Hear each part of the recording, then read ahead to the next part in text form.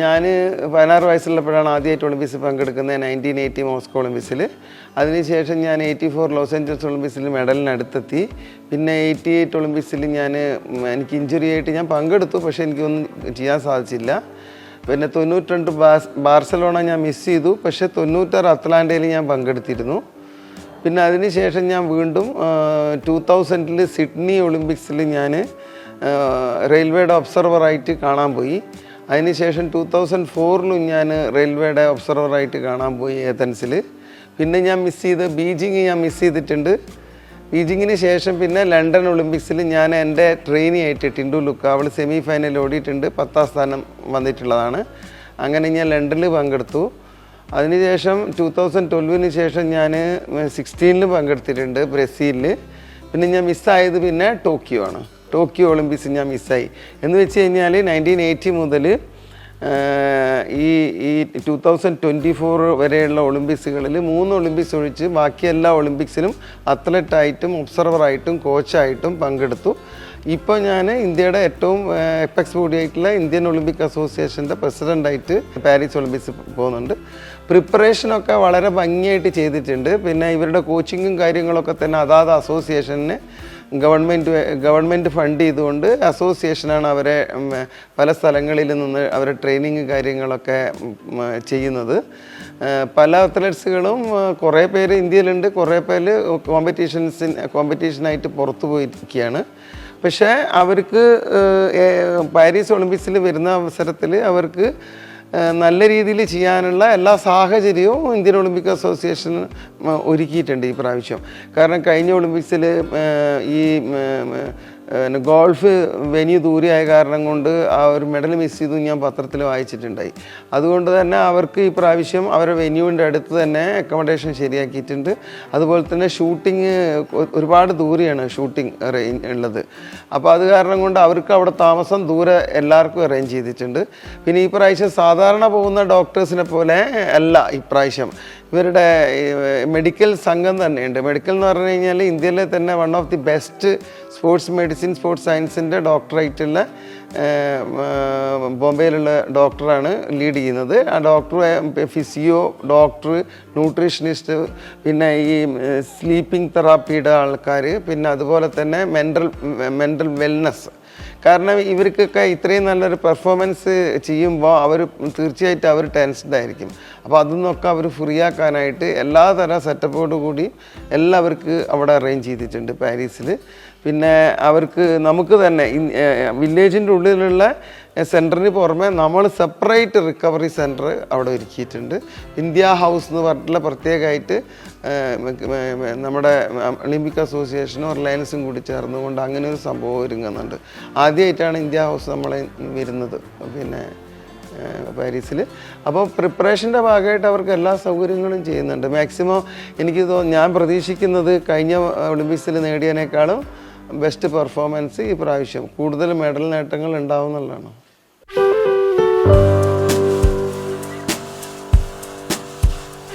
അന്നത്തെ അനുഭവം എന്ന് പറഞ്ഞു കഴിഞ്ഞാൽ 1980 മോസ്കോ ഒളിമ്പിക്സ് എന്ന് പറഞ്ഞു കഴിഞ്ഞാൽ 16ാമത്തെ വയസ്സിൽ ഒളിമ്പിക്സ് പങ്കെടുക്കുക എന്ന് പറഞ്ഞാൽ തന്നെ അതൊരു ഹിസ്റ്ററിയാണ്. കാരണം ഇവിടെ ഒളിമ്പിക്സിൽ ക്വാളിഫൈ ചെയ്യാൻ ഇപ്പോൾ വളരെ കുറച്ച് പേർക്കല്ലേ ക്വാളിഫൈ ചെയ്ത് പോകാൻ പറ്റുന്നുള്ളൂ.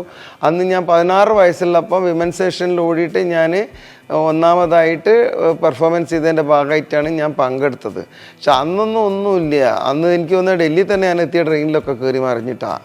പിന്നെ അതിനുശേഷം എന്ന് പറഞ്ഞാൽ എൻ്റെ ബെസ്റ്റ് ഒളിമ്പിക്സ് 1984 ആയിരുന്നു.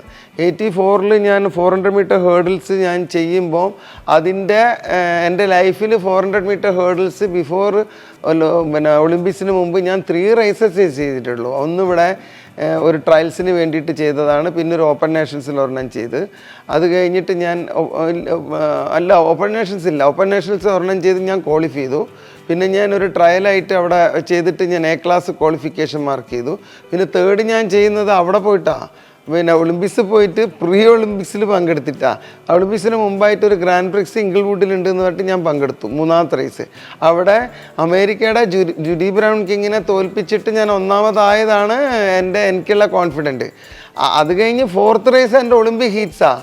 ഇപ്പോൾ പിള്ളേർ പോകുമ്പോൾ എല്ലാവരും യൂറോപ്പിലാണ് കിടക്കുന്നത്, പല സ്ഥലങ്ങളിലായിട്ട് ട്രെയിനിങ് ചെയ്യുന്നത്, കോമ്പറ്റീഷൻ ചെയ്യുന്നത്. ഒരാൾ ഓടാൻ പോകുമ്പോൾ അവരുടെ കൂട്ടത്തിൽ കോച്ച് ഉണ്ടാവും, അസിസ്റ്റൻറ്റ് കോച്ച് ഉണ്ടാവും, ഫിസിയോ ഉണ്ടാവും, വെയ്റ്റ് ട്രെയിനിങ്ങിൻ്റെ എക്സ്പേർട്ട് വേറെ ഉണ്ടാവും, മസാജർ വേറെ ഉണ്ടാവും, ന്യൂട്രീഷനിസ്റ്റ് വേറെ ഉണ്ടാവും. അവർക്ക് ഫുൾ സെറ്റപ്പാണ്. ഇതൊക്കെ ഉണ്ടായിരുന്നെങ്കിൽ ചിലപ്പോൾ എനിക്ക് ഒളിമ്പിക്സ് റെക്കോർഡ് ഇട്ടേനെ ഞാൻ. അപ്പോൾ അതും ഇതുമായിട്ടൊരു കമ്പാരിസണൊന്നുമില്ല. അപ്പോൾ അങ്ങനെ ഒരു എക്സ്പോഷർ കിട്ടാത്തതിൻ്റെ പേരിലാണ് ഞാൻ ശരിക്കും മെഡൽ നഷ്ടപ്പെട്ടു പോയത്.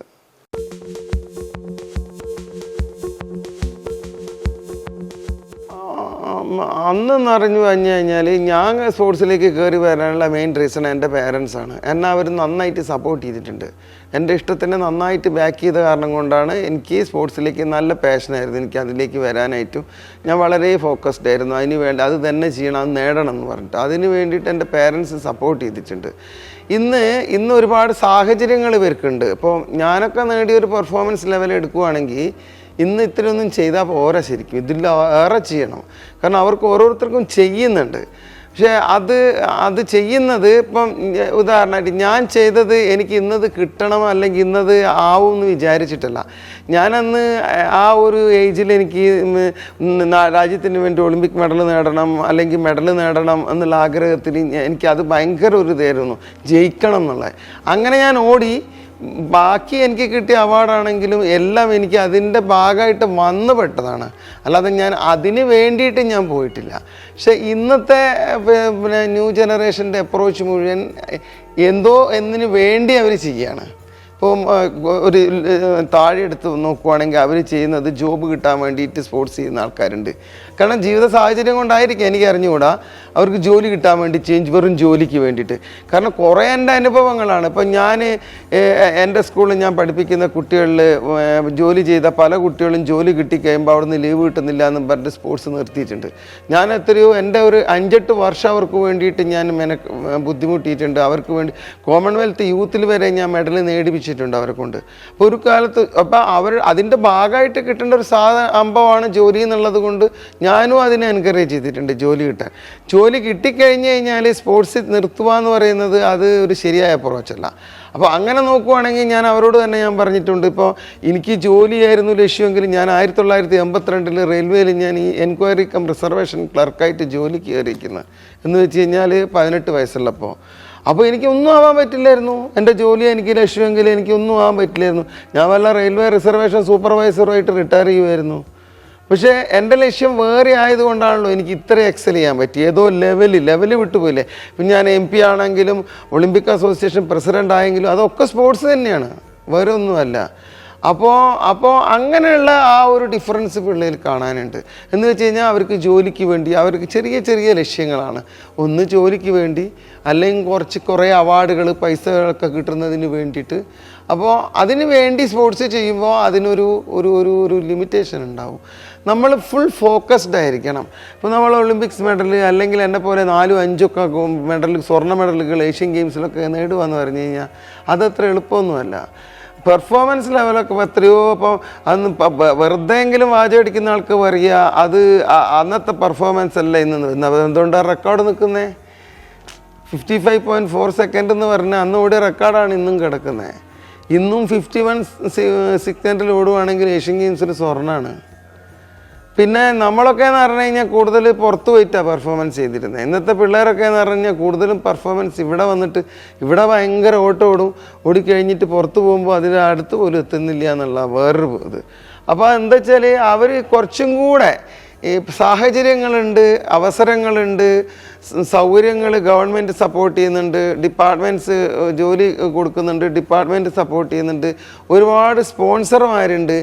അതൊന്നിനു വേണ്ടി ഇവർ ചെയ്യണ്ട. ഇവർ ഫുൾ ഫോക്കസ് സ്പോർട്സിന് വേണ്ടിയിട്ട് ഫോക്കസ് ചെയ്തിട്ട് അവർ പെർഫോമൻസിന് വേണ്ടിയിട്ട് അവർ വർക്ക് ചെയ്യുമ്പോൾ അവരെ പിന്നാലെ ഒക്കെ ഉണ്ടാവും എന്നുള്ളതാണ് ഒരു പ്രത്യേകത. അങ്ങനെ ചിന്തയോടുകൂടി അവർ വർക്ക് ചെയ്യുകയാണെങ്കിൽ ഇനി ഇതിലേറെ പെർഫോമൻസ് അവർക്ക് നേടാൻ പറ്റും.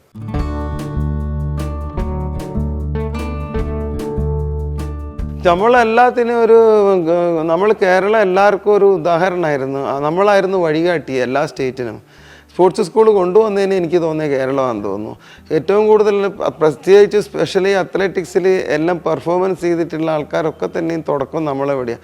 സുരേഷ് ബാബു ആണെങ്കിലും, യോഹന്നാനാണെങ്കിലും, ഏഞ്ചൽ മേരി ജോസഫ് ആണെങ്കിലും, അതിനുശേഷം വന്ന മേഴ്സിക്കുട്ടനാണെങ്കിലും, പിന്നെ ഞാൻ, അങ്ങനെ വന്നിട്ട് ഷെയ്നി വിൽസന്, മത്സമ്മ, മെബീന മോൾ എന്നൊക്കെ പറഞ്ഞ് കുറേ തലമുറ, അഞ്ചു എന്നൊക്കെ പറഞ്ഞ് കുറേ തലമുറകൾ ഇങ്ങനെ വന്നു പോയിട്ടുണ്ട്.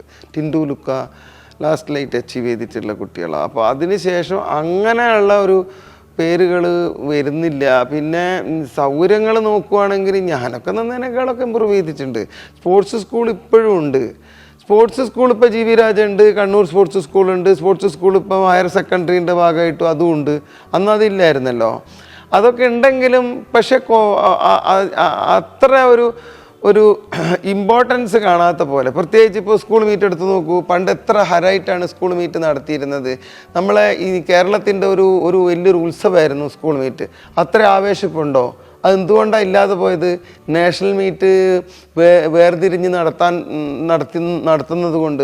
ഇപ്പം നാഷണൽ സ്കൂൾ മീറ്റ് ആദ്യം ആണുങ്ങളും പെണ്ണുങ്ങളും മാറി നടത്താൻ തുടങ്ങി. അതിനൊക്കെ നമ്മളൊക്കെ എതിർത്തപ്പോൾ അതെല്ലാം കൂടി ഏജ് വൈസ് ഓരോ സ്റ്റേറ്റിൽ ഏറ്റെടുക്കാൻ തുടങ്ങി. അപ്പോൾ ഏജ് വൈസ് ഏറ്റെടുത്ത് നടത്തുമ്പോൾ ഓരോരുത്തർ ഓരോ ചടങ്ങാക്കാൻ തുടങ്ങി. അതെന്ന് പറഞ്ഞാൽ സ്കൂൾ മീറ്റ് ഒരു ഇമ്പോർട്ടൻ്റ് ആയിട്ടുള്ള മത്സരമാണ് സ്കൂൾ മീറ്റ്. അപ്പോൾ ആ സ്കൂൾ മീറ്റ് കുട്ടികളെ കണ്ടെത്താനുള്ള അവസരമുള്ളതാണ്. അപ്പോൾ അങ്ങനെ നോക്കുമ്പോൾ അതിൽ നന്നായിട്ട് പെർഫോമൻസ് ചെയ്യണമെങ്കിൽ കുട്ടികൾ ഒരുമിച്ച് പങ്കെടുക്കുന്നതായിരിക്കും നന്നായിട്ടുണ്ട്. അത് നല്ല ഇമ്പോർട്ടൻസ് ഉണ്ട്. കുട്ടികളൊക്കെ ആവേശത്തോടെ പങ്കെടുക്കലും അത് നന്നായിട്ട് കവർ ചെയ്യുന്നതൊക്കെയായിരുന്നു. അപ്പോൾ ആ ഒരു ആവേശം പോയി. ഇപ്പോൾ മിക്കതും ഒരു സീനിയർ ലെവലിലുള്ള മത്സരം നാഷണൽ മീറ്റ് അങ്ങ് കോവിഡിന് ശേഷം നടത്തുക എന്നല്ലാതെ അതിന് അണ്ടർ 17 ഇപ്പോൾ അണ്ടർ 17 മത്സരം കഴിഞ്ഞ നവംബറിലോ മറ്റോ നടത്തുമെന്നും പറഞ്ഞിട്ട് പിന്നെ അവരത് പോസ്റ്റ്പോൺ ആക്കിയിട്ട് പിന്നെ എപ്പോഴാണെന്നുള്ള ഡേറ്റ് കൊടുക്കാതെ എത്ര ബുദ്ധിമുട്ടിയിട്ട് ഞങ്ങളൊക്കെ എന്നറിയോ. കാരണം നമ്മളൊരു കുട്ടികളെ ഫോമിലാക്കി കൊണ്ടുവന്നു കഴിഞ്ഞാൽ നമുക്ക് ആ കണ്ടിന്യൂ ആയിട്ട് അവരെങ്ങനെ ഫോം നിർത്തിക്കൊണ്ട് ഇങ്ങനെ ഈ കോമ്പറ്റീഷൻ വർക്കും ചെയ്ത് നിർത്താൻ പറ്റില്ല. അപ്പോൾ അത് കൃത്യമായിട്ട് ആർക്കും ഈ സ്കൂൾ ഫെഡറേഷൻ ആർക്കും പറഞ്ഞു തരാൻ പറ്റിയിട്ടില്ല എന്നാണ് അണ്ടർ 17 മത്സരം എന്ന്. അതുകൊണ്ട് ഞങ്ങളുടെ സ്കൂളിലെ പിള്ളേരൊക്കെ കൂടുതലും ക്വാളിഫൈ ചെയ്തിട്ടുള്ളത് അണ്ടർ 17 കുട്ടികളെ നേഷൻസിലേക്ക് ആരും പോയിട്ടില്ല. കാരണം അങ്ങനെ അവരെ നിർത്തുവാണെങ്കിൽ പിന്നെ അടുത്ത ഈ സീസണിലേക്ക് അവർക്ക് മത്സരം ഉണ്ടാവില്ല. കാരണം അവരെ നമ്മൾ ബിൽഡപ്പ് സെഷനിൽ വർക്ക് ചെയ്യിക്കാൻ പറ്റില്ല. ഈ ഓഫ് സീസൺ ട്രെയിനിങ് നമ്മൾ നന്നായിട്ട് ബിൽഡപ്പ് ചെയ്ത് കൊണ്ടുവന്നാലേ ഈ സീസണിൽ അവർ പെർഫോമൻസ് ചെയ്യുള്ളൂ. അപ്പോൾ അതേ സ്ഥാനത്ത് എല്ലാം ബിൽഡപ്പിലേക്ക് അവരെ കൊണ്ടുപോയപ്പോൾ അണ്ടർ 17 മത്സരം പെട്ടെന്ന് വന്ന് പെട്ടു. അപ്പം നമുക്ക് പങ്കെടുക്കാൻ പറ്റിയില്ല. അത് പങ്കെടുക്കുമായിരുന്നെങ്കിൽ നമ്മളെ കുട്ടികളൊക്കെ എല്ലാം ഗോൾഡ് മെഡലായിരുന്നു. അപ്പോൾ അതിനൊരു ചടങ്ങാക്കി മാറ്റിയിരിക്കുന്ന ഒരു രൂപത്തിലേക്ക് കൊണ്ടുപോയി. അത് എല്ലാവരും ശ്രമിച്ചിട്ട് പണ്ടത്തെ ആ രീതിയിൽ തന്നെ അത് കൊണ്ടുപോകണമായിരുന്നു. സ്കൂൾ മീറ്റ് എന്ന് പറഞ്ഞാൽ അതിൻ്റെതായിട്ടുള്ള ഇമ്പോർട്ടൻസ് കൊടുത്തുകൊണ്ട് എല്ലാം ഒരു സ്റ്റേറ്റിൽ അത് നടത്താനുള്ള സൗകര്യങ്ങൾ കൊടുത്തുകൊണ്ട് അങ്ങനെ ഒരു സാധനം ചെയ്യണമായിരുന്നു. അത് ചെയ്തില്ല എന്നുള്ളതാണ്. ചെയ്യുന്നില്ല. ഓരോ വർഷം കഴിയുന്തോറും മത്സരങ്ങളുടെ ഇമ്പോർട്ടൻസ് കുറഞ്ഞു പോവുകയാണ് ചെയ്യുന്നത്.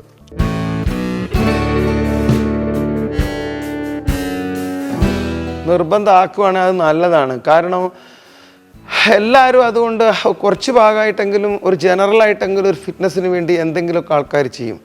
അപ്പോൾ അങ്ങനെ ചെയ്തു വരുമ്പോൾ നമുക്ക് ടാലൻറ്റ് സ്കൗട്ട് ചെയ്തിട്ട് പിള്ളേരെ നമ്മൾക്ക് അതിൻ്റെ അകത്ത് സ്പോർട്സിന് കഴിവുള്ള പിള്ളേരെ പല സ്പോർട്സ് ഇപ്പോൾ അത്ലറ്റിക്സ് തന്നെ ആവണ്ടല്ലോ, പല ഫീൽഡിലേക്ക് അവരെ നമുക്ക് കൊണ്ടുപോകാൻ പറ്റും. ഇനിയിപ്പോൾ അതൊന്നും ഇല്ലെങ്കിൽ തന്നെ അവർക്ക് ജനറൽ ഫിറ്റ്നസ് എപ്പോഴും അവരെ മറ്റുള്ള സ്പോർട്സ് അല്ലാത്ത രീതിയിലേക്ക് പഠിക്കാനായിട്ടും അവർ എനർജറ്റിക് ആവാനായിട്ടും അവരുടെ ആരോഗ്യത്തിനൊക്കെ ഗുണം ചെയ്യുകയും ചെയ്യും. അത് തീർച്ചയായിട്ടും അത് കൊണ്ടുവരുവാണെങ്കിൽ നല്ലതായിരിക്കും.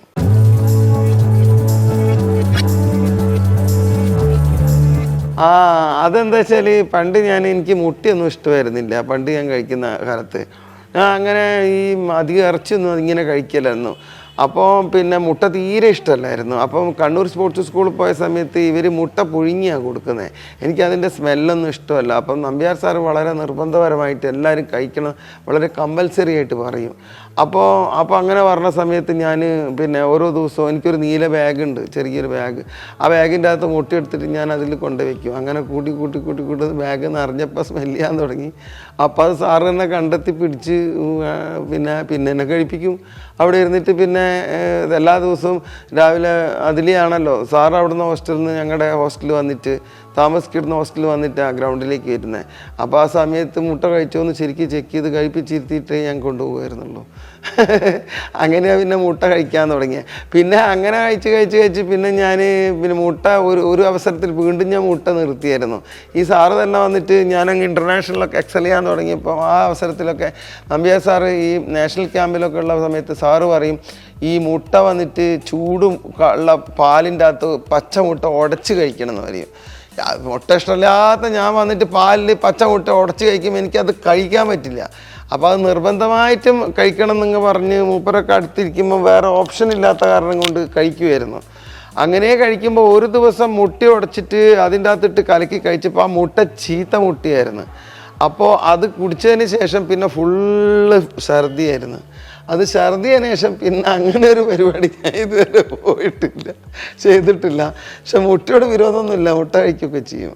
അങ്ങനെ ഒരു നിർബന്ധമൊന്നുമില്ല എന്ന് മാത്രം. ഇത് വരുമ്പോൾ തീർച്ചയായിട്ടും സ്പോർട്സിലേക്ക് വരുന്ന കുട്ടികൾ ഒന്നും കഴിക്കാതെ ഓടാൻ പറ്റില്ലല്ലോ. അപ്പോൾ അതിൽ പോഷകാഹാരവും അതിൻ്റെ ഭാഗമായിട്ട് വരണം കുട്ടികൾക്ക്. അതിൻ്റെ ഒരു സ്റ്റഡിയും ഉണ്ടാവണം പിള്ളേർക്ക്.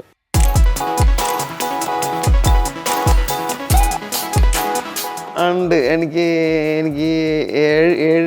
7 ഡോക്ടറേറ്റ് കിട്ടിയിട്ടുണ്ട്. അതെ, അത് എന്താ വെച്ചാൽ ഞാൻ നന്നായിട്ട് പഠിക്കുമായിരുന്നു സ്കൂളിൽ പഠിക്കുമ്പോൾ. അപ്പോൾ എനിക്ക് സയൻസ് ആയിരുന്നു ഇഷ്ടം. സോഷ്യൽ സ്റ്റഡീസിനോടൊന്നും എനിക്ക് ഹിസ്റ്ററി ഒന്നും എനിക്ക് ഭയങ്കര ഒരു ഇഷ്ടമില്ല. സോഷ്യൽ പിന്നെ ജോഗ്രഫി കുറച്ചൊക്കെ ഉണ്ടെങ്കിലും ഹിസ്റ്ററി തീരെ ഇഷ്ടമല്ല. അപ്പോൾ സ്പോർട്സ് ചെയ്യാൻ വന്നപ്പോൾ എനിക്ക് സയൻസ് ഇഷ്ടമുള്ള കാരണം കൊണ്ട് എൻ്റെ അമ്മ ഇപ്പോൾ വന്ന അമ്മാവൻ എന്നെ സ്പോർട്സ് കൊണ്ടുവന്നത്. വേറൊരാളും കൂടി ഉണ്ട്. മൂപ്പരിനോട് എന്നെ കൊണ്ട് സയൻസ് എടുപ്പിച്ചത് അവിടെ. എനിക്ക് ഇഷ്ടമുള്ളതുകൊണ്ടാണ്. പിന്നെ അന്നത്തെ സാഹചര്യങ്ങൾ കൂടുതൽ സ്പോർട്സ് കോട്ടയിലൊക്കെ എൻ്റെ കൂടെയുള്ള കുട്ടികളൊക്കെ ഇതിൽ കൂടെ സ്പോർട്സ് കോട്ടയിൽ കൂടെ കയറിയിട്ട് ഡോക്ടറായിട്ടുണ്ട്. അപ്പോൾ എന്നെ അങ്ങനെ പഠിപ്പിച്ചതാണ്. പക്ഷേ അങ്ങനെ പഠിപ്പിക്കാൻ പോയ സമയത്ത് എനിക്കിഷ്ടം സ്പോർട്സ്, അതിൻ്റെ കൂട്ടത്തിൽ സ്പോർട്സ് ആയതുകൊണ്ട് ഞാൻ കുറേ ട്രൈ ചെയ്ത് നോക്കി. കാരണം ഞാൻ അതും എടുത്തിട്ട് ഞാൻ കോമ്പറ്റീഷനൊക്കെ ഇങ്ങനെ നടന്നു കഴിഞ്ഞിട്ട് വരുമ്പോൾ പ്രാക്ടിക്കലൊക്കെ എനിക്ക് മിസ്സാവും. അപ്പം ഞാൻ മേക്കപ്പ് ചെയ്യാൻ വേണ്ടി വീണ്ടും നോക്കും. അപ്പോൾ എനിക്ക് വീണ്ടും ഞാൻ പിന്നും കോമ്പറ്റീഷന് പോകും. അപ്പോൾ എനിക്ക് ബുദ്ധിമുട്ടായി. അങ്ങനെയാണ് പിന്നെ ഞാൻ ഗ്രൂപ്പൊക്കെ മാറിക്കളഞ്ഞത്. അങ്ങനെയാണ് പിന്നെ ആ ആഗ്രഹം വിട്ടിട്ട് എനിക്ക് ഫോക്കസിങ് സ്പോർട്സിലേക്ക് പോയി ജയിക്കാൻ തുടങ്ങിയപ്പോൾ. ഞാൻ 14 വയസ്സുള്ളപ്പോൾ 16കാരുടെ കൂട്ടത്തിൽ ജയിക്കുമായിരുന്നു. 16 ഉള്ളപ്പോൾ ഞാൻ വിമൻ സെക്ഷനിൽ ജയിക്കുമായിരുന്നു. ഇപ്പോൾ എന്ന് പറഞ്ഞു കഴിഞ്ഞാൽ വിമൻ 16 കഴിഞ്ഞ് 18, 20 കഴിഞ്ഞിട്ടൊക്കെയാണ് വിമൻ സെക്ഷൻ വരുന്നത്. അന്നും അങ്ങനെയൊന്നും ഇല്ലല്ലോ. അപ്പോൾ എൻ്റെ പാഷൻ, എൻ്റെ ഇഷ്ടമൊക്കെ സ്പോർട്സിലേക്ക് പോയി. അങ്ങനെ പിന്നെ സ്പോർട്സ് ചെയ്ത് ജയിക്കാൻ തുടങ്ങിയപ്പോൾ റെയിൽവേയിൽ ജോലി ചെയ്തു. അപ്പോൾ എനിക്ക് ആ ജോലി എൻ്റെ ലക്ഷ്യമൊന്നുമല്ല, അതിൻ്റെ ഒരു ഭാഗം മാത്രമായിരുന്നു. അന്ന് എനിക്ക് ഇന്ത്യൻ എയർലൈൻസിൽ ജോലി കിട്ടിയിട്ട് ഇന്ത്യൻ എയർലൈൻസ് ജോലി വേണ്ട, ഓഫീസറായിട്ട് അത് ഇവിടെ എന്താ പറയുക എറണാകുളത്ത് ഇരിക്കണം, പിന്നെ ഇത് പാലക്കാട് റെയിൽവേ കോഴിക്കോട് കിട്ടുമെന്നും പറഞ്ഞുകൊണ്ടായിരുന്നു ഞാൻ അന്ന് വിവരമില്ലാത്തതുകൊണ്ടാണ് റെയിൽവേയിൽ ജോയിൻ ചെയ്തത്. പിന്നീടുള്ള കാലത്ത് ഇന്ത്യൻ എയർലൈൻസ് എല്ലാവരും കോഴിക്കോട് ഓഫീസർമാർ വന്ന് പാലക്കാട് റെയിൽവേസ് ഓഫീസറായി കഴിഞ്ഞാൽ പാലക്കാടല്ലാണ്ട് കോഴിക്കോട് വരാൻ പറ്റില്ല. പിന്നെ പക്ഷേ എന്നെ റെയിൽവേ ഒക്കെ നന്നായിട്ട് സപ്പോർട്ട് ചെയ്തിട്ടുണ്ട്. പിന്നെ ഞാൻ പിന്നീട് പെർഫോമൻസ് ചെയ്യാനായിട്ടുള്ള എൻ്റെ കാരണം 1 എൻ്റെ പേരൻസ്, 2 എൻ്റെ ഡിപ്പാർട്ട്മെൻറ്റ് റെയിൽവേസ്. കാരണം നമുക്ക് കണ്ടിന്യൂറ്റി ട്രെയിനിങ്ങിന് ഉണ്ടെങ്കിലേ നമുക്കത് എക്സൽ ചെയ്യാൻ പറ്റുള്ളൂ. അപ്പോൾ അതൊക്കെ എനിക്ക് സാധിച്ചുകൊണ്ട് എനിക്ക് പിന്നെ ബുദ്ധിമുട്ടുണ്ടായിട്ടില്ല. പിന്നെ ഞാൻ പെർഫോമൻസ് ചെയ്യാൻ തുടങ്ങി. എൻ്റെ പ്രശ്നങ്ങളെന്ന് വെച്ച് കഴിഞ്ഞാൽ ഇന്ന് കുട്ടികൾക്ക് കൊടുക്കുന്ന സാഹചര്യങ്ങളോ അവസരങ്ങളോ ഇല്ല എന്നുള്ളതായിരുന്നു. പിന്നെ എൻ്റെ പെർഫോമൻസ് കൊണ്ടാണ് പല സൗകര്യങ്ങളും ഇന്ത്യയിൽ വന്നതെന്നുള്ളതാണ്. പണ്ട് ഞാനൊക്കെ ട്രെയിൻ ചെയ്യുന്ന അവസരത്തിൽ നമ്മളെ കോച്ച് ചെയ്യും, പുറത്ത് പോകൽ വേറെ ഏത് കോച്ചസൊക്കെ ആയിരുന്നു.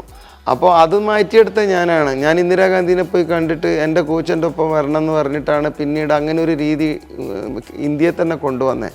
എക്സൽ ചെയ്യുന്ന ലൈറ്റ് ഗ്രൂപ്പിലുള്ള അത്ലറ്റ്സുകൾ നന്നായിട്ട് പെർഫോമൻസ് ചെയ്യുമ്പോൾ അവർക്ക് അവരുടെ പേഴ്സണൽ കോച്ച് അക്കമ്പനി എന്നുള്ള സിസ്റ്റം കൊണ്ടുവന്നത് തന്നെ ഞാനാണ്.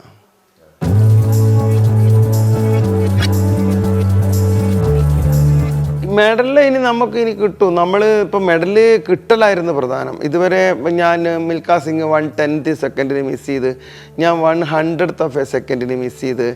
പിന്നെ ഇപ്പോൾ അതിന് ശേഷം നീരജ് ചോപ്ര വന്നിട്ട് ഗോൾഡ് മെഡൽ ഇപ്പോൾ വിൻ ചെയ്ത്. അതിനുശേഷം കുറേ ജാവലിന് ആൾക്കാർ വരുന്നുണ്ട്. പക്ഷേ നമുക്കും മെഡലുകൾ ഒളിമ്പിക്സിൽ നേടാൻ പറ്റും. ഇപ്പോൾ നമ്മൾ 2036 ഒളിമ്പിക്സ് ബിഡ് ചെയ്യണമെന്ന് പറഞ്ഞിരിക്കുകയാണ്, നടത്തണം. അപ്പോൾ അങ്ങനെ നടക്കുമ്പം ആ ഒരു വിത്തിൻ 10 ഇയേഴ്സിൻ്റെ ഉള്ളിൽ നമ്മൾ ഒരു വിത്തിൻ 10ൽ നമുക്ക് എത്താൻ പറ്റണം. എൻ്റെ അഭിപ്രായത്തിൽ നമുക്ക് എത്താൻ പറ്റും. നമ്മളെ സിസ്റ്റം ഒരു കുറച്ചും കൂടി സിസ്റ്റമാറ്റിക് ആയിട്ട് കുറച്ചുകൂടി സയൻറ്റിഫിക് ആയിട്ടും പോവുകയാണെങ്കിൽ നമ്മൾ കൂടുതലും നമ്മളെ ഇന്ത്യയിൽ സ്പോർട്സ് സയൻസിന് നമ്മൾ നെഗ്ലക്റ്റ് ചെയ്തിട്ടാണുള്ളത്. കുറച്ചും കൂടി സ്പോർട്സ് സയൻസിൻ്റെ സഹായത്തോട് കൂടിയിട്ട് നമ്മൾ ട്രെയിൻ ചെയ്ത് വരുവാണെങ്കിൽ നമുക്ക് അച്ചീവ് ചെയ്യാനായിട്ട് പറ്റും. കാരണം ഞാനൊക്കെ അന്നൊക്കെ അത്രയും ചെയ്തിട്ടുണ്ടെങ്കിൽ എന്തുകൊണ്ടാണ് ഇന്ന് ചെയ്യാൻ പറ്റുന്നില്ല എന്ന് പറയുന്നത്? തീർച്ചയായിട്ടും നമ്മുടെ നാട്ടിൽ ടാലൻ്റ് ആയിട്ടുള്ള പ്ലേയേഴ്സ് ഇല്ലേ? തീർച്ചയായിട്ടും ഉണ്ട്. അപ്പോൾ അവരുടെ ടാലൻറ്റ് സ്കൗട്ടിങ്, അവരുടെ ലോങ് ടേം ഒരു പ്രോസസ്സ് കൂടെ അവരെ ട്രെയിൻ ചെയ്ത് കൊണ്ടുവരുന്ന രീതി, ഫോക്കസിങ് ഫുള്ളി അവരെ അതിലേക്ക് സിംഗിൾ മൈൻഡഡ് ഫോക്കസ് ആക്കി കൊണ്ടുവന്നിട്ട് നമ്മൾ അങ്ങനെയൊക്കെ ചെയ്യുകയാണെങ്കിലൊക്കെ തീർച്ചയായിട്ടും പറ്റും. നമ്മൾ ഇനി വരും ഫ്യൂച്ചറിൽ നമ്മൾ സ്പോർട്സിൽ കൂടുതൽ നേട്ടങ്ങൾ ഉണ്ടാക്കുമെന്ന് തന്നെയാണ് ഞാൻ വിശ്വസിക്കുന്നത്.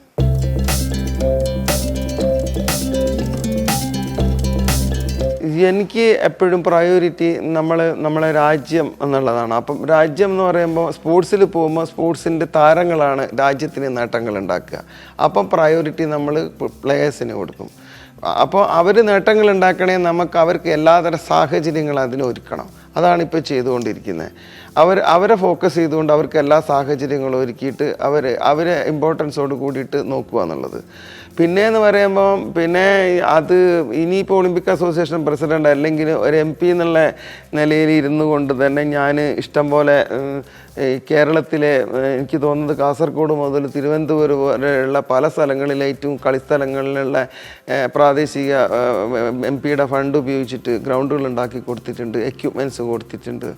പിന്നെ അങ്ങനെയൊക്കെ എല്ലാം ചെയ്യുന്നുണ്ട്. എന്ന് പറയുമ്പം ഇവിടെ ഞങ്ങളുടെ പയ്യോളി സ്കൂൾ, ഞാൻ ഓടിക്കളിച്ച ഗ്രൗണ്ടായത് പയ്യോളി സ്കൂൾ ഗ്രൗണ്ട്. ആ ഗ്രൗണ്ട് എത്രയോ വർഷമായിട്ട് അതിൻ്റെ നടുക്കൊരു അമ്പലമുണ്ട്. ആ അമ്പലം എത്രയോ തവണ ഞാൻ ചുറ്റി ഓടിയിട്ടുണ്ട്, എത്രയോ തവണ. അതിന് എണ്ണം പറയാൻ പറ്റില്ല എത്ര തവണ ഞാൻ ഓടിയിട്ടുണ്ടാവും. ഞാൻ എപ്പോഴും ഓടുന്ന ഗ്രൗണ്ടാണ്. അതുകൊണ്ട് തന്നെ അതിനോടൊരു പ്രത്യേക ഇഷ്ടമാണ്. ഞാൻ അവിടെ നിന്നാണല്ലോ വളർന്നു വന്നത്. അപ്പോൾ എത്രയോ വർഷമായിട്ട് ആ അമ്പല കമ്മിറ്റിയും ആ സ്കൂളിലുള്ള ഈ PTA തമ്മിൽ കേസ് കിടക്കുന്ന കാരണം കൊണ്ട് അവിടെയൊന്നും ഡെവലപ്പ് ആവാത്ത രീതിയിലായിരുന്നു അത് നടന്നിരുന്നത്. അപ്പോൾ അത് ഇപ്പോൾ MP ആയതിന് ശേഷം അവരെ ഈ PTA ആൾക്കാരെയും അമ്പല കമ്മിറ്റിക്കാരെയും എല്ലാം വിളിച്ചു വരുത്തിയിട്ട് അവർ ചർച്ചക്കൊക്കെ വെച്ചിട്ട് അത് കംപ്ലീറ്റ് പൂർണ്ണമായിട്ടും അമ്പല കമ്മിറ്റിക്കാർ അത് സഹകരിച്ചുകൊണ്ട് പുതിയ ഒരു 5.5 കോടിയുടെ പ്രൊജക്റ്റാണ് അവിടെ ചെയ്യാൻ വേണ്ടി ഉദ്ദേശിച്ചിരുന്നത്. അപ്പോൾ അത് സ്കൂളിൻ്റെ PTA ഇവിടുത്തെ MLA ഒക്കെ ഇടപെട്ടിട്ട് അത് ഇല്ലാതാക്കാൻ വേണ്ടിയാണ് ശ്രമിച്ചത്. അപ്പോൾ അതെന്തുകൊണ്ടാണ് നഷ്ടപ്പെടുകയല്ലേ ചെയ്യുന്നത്? 5.5 കോടി രൂപയോളം വരുന്ന അവരുടെ ഫുള്ള് ഡെവലപ്മെൻറ്റ്, ആ മൊത്തം ഏരിയ അങ്ങ് ഡെവലപ്പ് ചെയ്യും. കുട്ടികൾക്ക് ഗ്രൗണ്ട് പ്രാക്ടീസ് ചെയ്ത് ഇവിടെ അവസരം ഒരുക്കുകയല്ലേ വേണ്ടത്. ഡെവലപ്മെൻറ്റിന് വേറൊരു രീതി കാണാൻ പാടില്ല. അപ്പോൾ അതൊന്നും ഇല്ലാതായി. രണ്ടാമത് ഞാൻ കേരളത്തിൽ വന്നിട്ട് ചെയ്യാൻ ശ്രമിച്ചത് കോർപ്പറേഷൻ ഗ്രൗണ്ട് തൃശ്ശൂരുള്ള 10-12 കോടി രൂപ മുടക്കിയിട്ട് ഖേലോ ഇന്ത്യൻ്റെ സ്കീമിൽ കൂടെ കൊണ്ടുവന്നിട്ട് സിന്തറ്റിക് ട്രാക്ക് ഉണ്ടാക്കാൻ വേണ്ടിയിട്ടാണ്. ഇനീഷ്യൽ സ്റ്റേജിൽ ആ കോർപ്പറേഷൻ അത് പറഞ്ഞിരുന്നെങ്കിലും ഖേലോ ഇന്ത്യയുടെ MOU അവർ സൈൻ ചെയ്യാൻ വേണ്ടി തയ്യാറായില്ല. പിന്നെ അവർ കൊടുക്കുമെന്നും പറഞ്ഞിട്ട് അങ്ങനെ ഇരുന്നു. അപ്പോൾ അത് ഒന്നും ഇല്ലാതാക്കി. അപ്പോൾ പിന്നീട് ഞാൻ ഈ പാലക്കാട് ഞാൻ ശ്രമിക്കുന്നുണ്ട് കൊണ്ടുവരാനായിട്ട്. തീർച്ചയായിട്ടും അവിടെ നടക്കും എന്നുള്ളതാണ് വിശ്വസിക്കുന്നത്. അപ്പോൾ നമ്മളൊരു സംഭവം കൊണ്ടുവരുമ്പോൾ അതിനെ ഡെവലപ്മെൻറ്റ് എന്നുള്ള രീതി അതിനെ കാണാൻ പാടില്ല. അതിൽ പ്രത്യേക രാഷ്ട്രീയം കാണരുത്. നമ്മളെ നാട്ടിൽ അത് എവിടാന്നൊന്നുമില്ല, പയ്യോളി ആവണമെന്നില്ല, എവിടെയും. എൻ്റെ ആദർശ ഗ്രാമമാക്കി ഞാൻ എടുത്തിരിക്കുന്ന കോട്ടയം പലരും ചോദിച്ചിട്ടുണ്ട്, ഇന്ന് എൻ്റെ സ്വന്തം നാട് വഴിയായിട്ട് എന്തിനാ ഇപ്പോൾ കോട്ടയം എടുത്തത്? അങ്ങനെയില്ല, അത് നമ്മളെ കേരളമല്ലേ. എന്ന് പറയുമ്പം സ്പോർട്സ് ഈ ഗ്രാസ് റൂട്ട് ലെവലിൽ നിന്ന് നന്നാവണം. അതിന് നമ്മുടെ പ്രത്യേകിച്ച് ഒളിമ്പിക് അസോസിയേഷനൊക്കെ ഉണ്ടല്ലോ. എനിക്ക് എന്നെ സംബന്ധിച്ചിടത്തോളം ഞാൻ ഒളിമ്പിക് അസോസിയേഷൻ പ്രസിഡൻ്റാണെന്ന് കേരളത്തിന് പ്രത്യേകമൊന്നുമില്ല. ഒളിമ്പിക് അസോസിയേഷൻ പ്രസിഡൻ്റ് എന്ന് പറയുമ്പോൾ എല്ലാ ഈ സ്റ്റേറ്റ് ഒളിമ്പിക് അസോസിയേഷനുകളും എല്ലാം എനിക്ക് ഒരുപോലെ ആയിരിക്കണമല്ലോ. പക്ഷേ അതിനാണ് നമുക്ക് ഓരോ സ്റ്റേറ്റിലും ഒളിമ്പിക് അസോസിയേഷൻസ് അവർ ചെയ്യുന്ന പ്രൊജക്റ്റിനെ, അവർ ചെയ്യുന്ന ഓരോ പരിപാടിയും ആത്മാർത്ഥമായിട്ട് തീർച്ചയായിട്ടും ഞാൻ സഹായിക്കും. അവർക്ക് എപ്പോഴും ഒരു പോസിറ്റീവായിട്ട് അവർക്ക് ഏത് രീതിയിലും എൻ്റെ സഹായം ഉണ്ടാവും തീർച്ചയായിട്ടും. അത് കേരളത്തിലും ഉണ്ടാവും, മറ്റുള്ള സ്റ്റേറ്റിലും ഉണ്ടാവും.